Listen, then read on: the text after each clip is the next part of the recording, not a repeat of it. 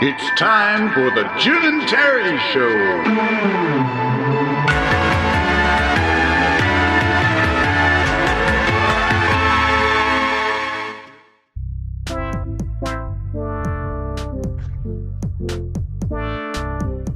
I think we're recording the Jim and Terry Show. A little subdued at the moment. I need a charge of coffee, and I'm not going to take the time to go get it. Well, you can't now. Well, now I can't. So I'm going to need you to step up to the plate, my friend, and start delivering some real provocative goods. Chin, chin. We hold our mugs. Chin, chin. I've got my coffee in my hand. My mug is a ceramic mug that a handmade mug by a potter in Calgary, Alberta. So here's to Alberta. And all things good in Alberta. Not so good maybe in Alberta. Not so good in Ontario. What's the not so good? Well, let's rock and roll, lock and load with healthcare. All right. Okay, so here's the deal. Here's the deal. Who's that sound like? Sounds like Biden, I think. Biden says, here's the deal. Oh, all right. So to follow his words, it's interesting. What is the deal? The deal is Rob Ford may have some conflict of interest with privatizing healthcare in the province of Ontario. Perhaps Danielle Smith in Alberta has conflict of interest as she tries to privatize healthcare in the province of Alberta. What do these two things have in common? Conservative governments, conservative premiers. We just had a premier conference with the prime minister. A lot of money is going to the provinces, but Rob Ford did not spend his, $5 billion that he has in reserve, didn't spend that money on helping Ontarians during COVID. Is he going to spend it now? I don't know. I don't think the Conservatives have are the only ones that can benefit from their high power positions. So, but do I think there's payola and do I think there's conflict of interest? Follow the money. Wherever Always there's follow the money. You're right. There's big money. There's very few people who get out of this world cleanly. True. And maybe you can tell me, one person that looks like the epitome of a good Christian man, who's just passed away lately, Jimmy Carter. Yeah. Did he pass? I didn't even know he passed. Oh no! I thought he was in hospice. God, I hope that's not prophetic. Sorry, but he's in palliative. Don't worry, Jim. Your prayers don't have much power over Jimmy Carter, I don't think. He's in palliative care, so he's at home. Yes, he's in a hospice. Usually means you're passing. So yes, there's a man that I don't know if he had any conflict of interest. He'd probably tell you in his life he did. He's the one that got in so much trouble when they said, "Have you ever committed adultery?" And he said, "Well, yeah, I have in my mind." And we can all understand that. I think he was just being incredibly honest. He didn't act on it, but he knew before God. God said, "If you think it, you've done it." So he would have asked forgiveness from God. But that's the type of man he is. He didn't want to lie to the reporters, and say, okay, you're looking at a standard of a man. I'm going to look great when I tell you, no, I've never committed adultery. But the truth of the matter is, I thought it. I've seen a beautiful woman and thought that'd be great to lay with. He is the epitome of what a president out of office should be like. Oh, yeah. Habitat for Humanity, unbelievable. Yeah, and he right into his 80s. I mean, 90s. He was still slugging. Yeah, unbelievable. And even if it was just photo ops, he's still doing it for a good cause. I can understand that. Jimmy, could you hammer that hammer just a little bit so we can get it on camera? I totally, and I agree with it. He was putting his life behind a cause of looking after the unfortunate. Yes, and that's pretty good. So could we not use that as a standard by which we assess politicians in Canada, the United States? I mean, I'm complaining about Canada, where we still have a public health care system that's somewhat functioning. It is not functioning as well as it could be, and we complain all the time about wait times, about procedures being delayed. COVID really did impact healthcare in all the provinces. So my question is, if you follow the money, where is the money that the federal government transferred to the Ontario government? I'll start there specifically. And where is the $5 billion being allocated to either A, put more beds in existing hospitals, B, build more hospitals, C, train and hire more nurses and technicians and doctors?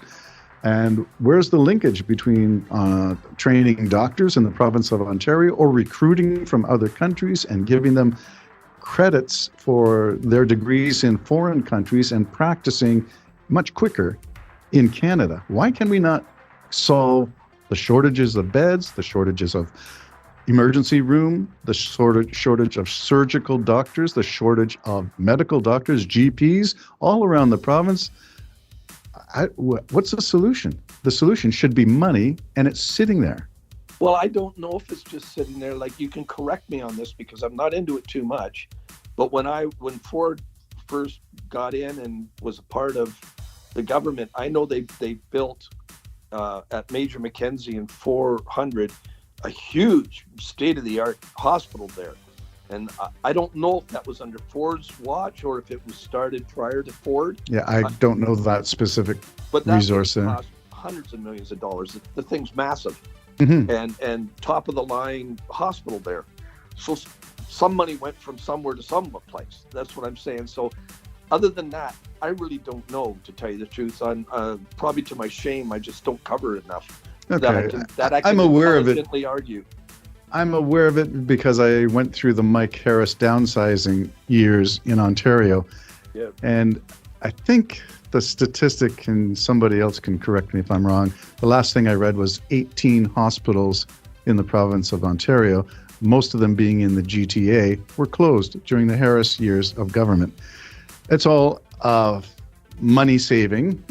You don't have to maintain the buildings. You don't have to pay for staff. You don't have to transfer money to hospitals that are non-existent. So shut them down. That led to an outflow of about 10,000 nurses from the province of Ontario during the Harris regime. I don't think we've ever made that up. And that's my observation. And from there, I'm looking at Ford and saying, here we go again.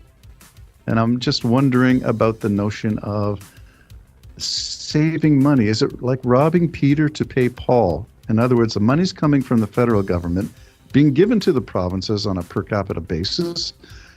And in our case, Ford did not spend the money. With all the years of political junk, isn't there any way that a federal government can say, okay, we're going to give you this amount of money, but we want an accountability on it. It has to go in this area. We want to report. Wouldn't it be as simple as that? You would think so, and I agree with you. That's called transparency. If I give you the money, could you please account for how you're going to spend it? The bank expects that when you go for your house loan, your mortgage, your car payment. Business expense. Yes. Expect that. Everything. I don't understand how it gets lost. Well, there you go. Let's do a follow the money. We're not able to do that. We're not forensic accountants, but somebody who in government, whoever's listening to the Jim and Terry Show, please. I know that's a big trend in social media as well, is to find the explanation for where the money has gone or is going to go with this new deal, especially with the federal government under Trudeau being willing to part with, I'm going to say it's a huge amount of money. The number escapes me at the moment, but there's a lot of money being given. Now, where's the accountability for how it's being spent for healthcare for you and I? Well, I think any government, if they're giving, if it's designated for a specific purpose, I don't think it's evil to ask for an account. Well, I don't think there is any. We'd like to know what you did with this. Where's it going, or why hasn't it been used? I don't even understand why there is a problem with someone from the federal government calling up someone in the provincial government and saying, listen, we sent you $5 billion and that was a year ago. And we were just wondering, how's progress in that? How's it going? Yeah. What do you mean you haven't done anything with it yet? I don't know why there isn't that accountability.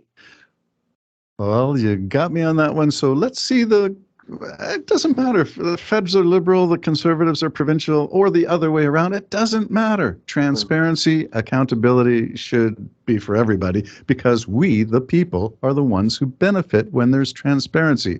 When our money is being spent on us we should be able to sit down on the Jim and Terry show and say, did you see that Minister of Health phoned the Ontario Deputy Minister of such and such, and yeah, they're working out some deals to get more doctors, nurses, hospitals, Yeah, beds. yeah. I would like to read that.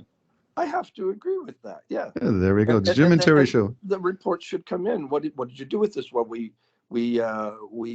hired 500 more nurses. Yes. We put 1,000 beds throughout Ontario.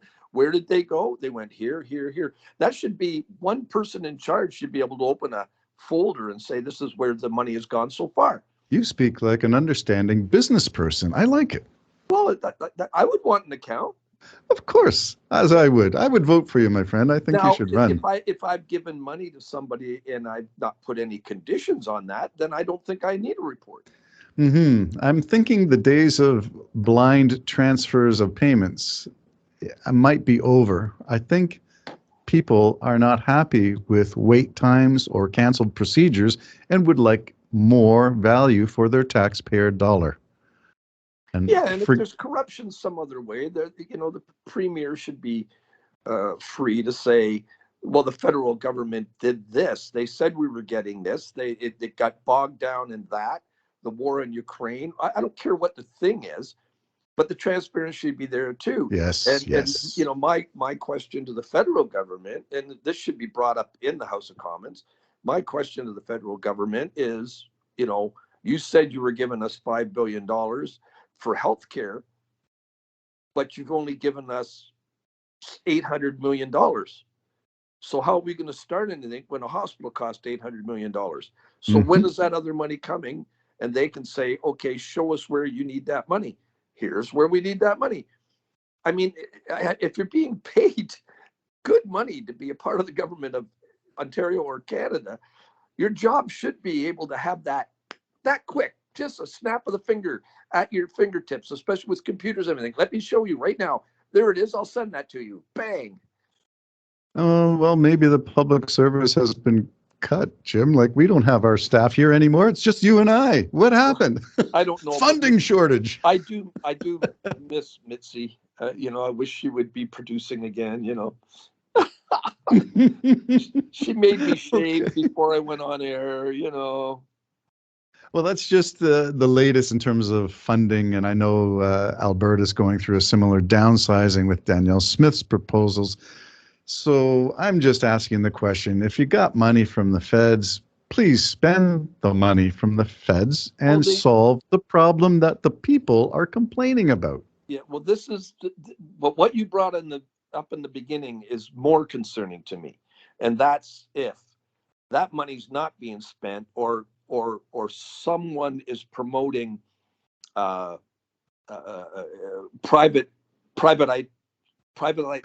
healthcare of healthcare, which I'm not necessarily against. But if you're sitting there going, and I own the building that all this is going to go in, I have a problem with that. You must wash your hands of any profit going to any of your political decisions, or you've got to step aside. And that includes families, friends, or business associates. You be distant from policy. Absolutely, all of it. Yeah, it's and like if there is something in there, I think it should be as simple as saying, "Look, I have a nephew, in this particular field. I'm not talking to him about this, but I wanted you all to know, just to be safe. Full disclosure. I'm making these decisions aside from all of that. I don't know, something like that. Full disclosure. Where there's not going to be any way on the face of this earth that you're connected to benefiting with your political decisions. Well, that takes us or don't get into politics. Yeah, that takes us to the general idea of corruption, and power corrupts, and absolute power corrupts absolutely, and graft, and spreading your money to your family members or friends. The Greenbelt sales, the projected development of the Greenbelt in Ontario went to a consortium of conservative donors to the Rob Ford campaign. The cost of money to that, I sent you that email about the buck and doe, hashtag buck and doe, which means the daughter of Ford had what do they call it? A stag, but the admission price was a donation of sizable funds. I think it was, I'm going to say 1,000. I've read reports that it was 10,000 to business developers who were benefiting from the sale of green space. Yeah, well, I've seen that. I saw that way back when I worked for a company, and my company was pro-liberal, and they were always invited to the Trudeau things, and there was a fee they paid and everything else. So I don't know how That's a deep all cost of that is. doing business, yeah. Yeah, and they Okay. were and they supported him religiously. And I'm saying, generally speaking, in politics, north and south of the border, there should be no lobbying. Corporations should not be making political donations. The cost of elections and election campaigns should not be in the tens of thousands, hundreds of millions. The U.S. election, I think it was over $1 billion spent to get the last election cycle complete. What corrupt? I lose it when I start thinking of how much money. It should be, here's your $10 to campaign, get 100 signatures, go out and talk from your soapbox on the corner of Yonge and Dundas or wherever you are. I agree with you. I don't think you're going to be able to put that genie back in the bottle. But I agree with you 1,000%. I mean, I think of the days of Abraham Lincoln when the White House was open to anybody that could walk in that door. Now, I know we can't do that anymore. Right. In a nation that's 350 million strong. And But with security concerns. yeah, but the idea behind the humble servant of the people. Yes. Yes. I would love to see that come back. And when you're adding billions of dollars to the campaigns, and what happens? See, the corruption is, and I know this show's going too long, but you take Ron DeSantis, for instance. He's going to stay on track on a certain track because in 4 days he made something like $4 million just by opening his mouth. So when that happens, when that takes place, you see, you are tempted to start leaning totally in that area. Yeah. And so that just corrupts everything, in my opinion. Yeah. There should be no money involved in those kind of things. No, you I think should there be should able be a campaign fee, and there should be a real super nuclear limited access to media. The rest of it is citizen. You want to find out, here's how you find out, and simplify that down a bit more to other than watching your favorite show, and one political party had the ability to spend $300 million to reach you, and the other person, there's no way on this earth they're going to not even have the ability to rebuke what you had said. So we can see the corruption. So as long as all of a sudden I stand in my front yard and I say, I don't know, we got a shortage of dew worms, and all of a sudden a bunch of people get involved and start giving me money, all of a sudden it's only going to be about dew worms. You get what I'm saying? Or associated with that. And that's what we've come to in this world of ours. I agree with you. I think there needs to be more transparency in politics. I am not sure. Well, let's conclude with this. Is Canada broken? Is Canada broken? Not broke as in economically broke, although that might be another issue. Is Canada broken, which is a big talking point by Pierre Poilievre? No, I don't think. See, what happened is, and I don't want to get into a whole nother show, but the truth of the matter is, everybody, probably including myself, thought because of COVID and the bounce back, that all of a sudden we were just going to be doomed. And the right wing was really onto that, those who didn't want closing down. And yes, it caused great damage, I know. But the bottom line is we bounced back a lot more than anybody thought we would. And they can't take it. Just we bounced back. Thank God, folks. Everybody thank God and go, it wasn't as bad as we thought. Not, well, it's got to be as bad as we thought. No, get that out of your head. I mean, the job numbers are coming up. I realize, go shopping, you got to be really selective because it's ridiculous, some of the prices, but you can still get a good deal if you just shop, pay attention. And if you don't buy those unbelievably high prices, which I believe is just going into the pockets of the suppliers of food, then they'll bring those prices back down. That's what they'll do.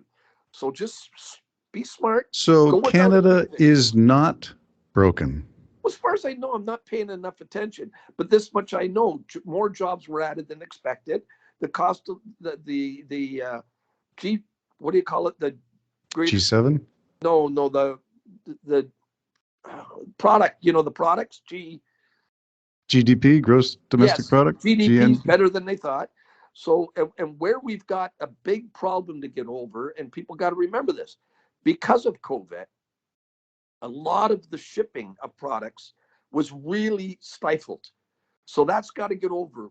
But if we all just calm down, it will get over, because as more and more people need jobs, they'll start going back to driving trucks. And all of a sudden, we'll have products moving again and everything could be fine. Your bigger problem is that Russia decides to nuke Poland. That's your bigger problem.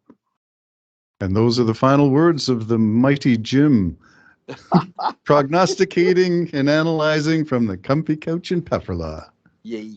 Yeah, go Leafs, go. I will follow the Leafs now that you've informed me that there are 2 new players to watch, so I got to pay attention to that. I like to have a well-rounded palette of news, and that includes sports. Yeah.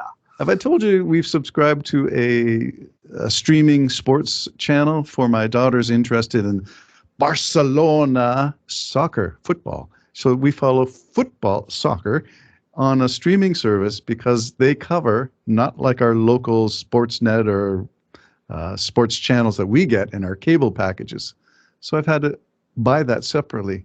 But we all sit there. She knows all the players on all the European teams, and maybe the Olympics did something good by making us all aware of how many great players there are from all over the world. Oh, yeah, I like that. I'm a soccer fan. I could sit, I don't care who's playing. You know what I mean? No, seriously, I could. I kind of like soccer. It's almost hard for me to believe, because back in the day when soccer was kind of introduced to North America, obviously through immigrants like the Italians and everybody else that were coming, I thought it was the slowest, stupidest game I've ever seen. I don't know how anybody could get into it. Now I can see the why they call it the beautiful sport or the beautiful game. I enjoy soccer, so good for you. And if your daughter likes it, why not? You'll get into those games. I get the play-by-play color commentary from my daughter. There you go. Mind you, her interests are on the good-looking soccer players and the wealthy soccer players, and fantasy football. Only soccer. I kind of like watching women's soccer. What's with that? All right. Yeah, that's like beach volleyball, maybe. I don't know. Is there sexism in there? We didn't even get to the video on power, but that'll be for next week's chat. Our video on power. Who's got it? Who wants it? What are the implications of behavior changes when you get it? Does power corrupt? Absolutely. Tune in. Next podcast. Bye, my friend. Do take care. You don't have to dig yourself out, but I will have to go out and fire up the snowblower to get out of my drive. I've been plowed in. I don't know what I got to do. All right, talk to you later. Bye for now. Bye.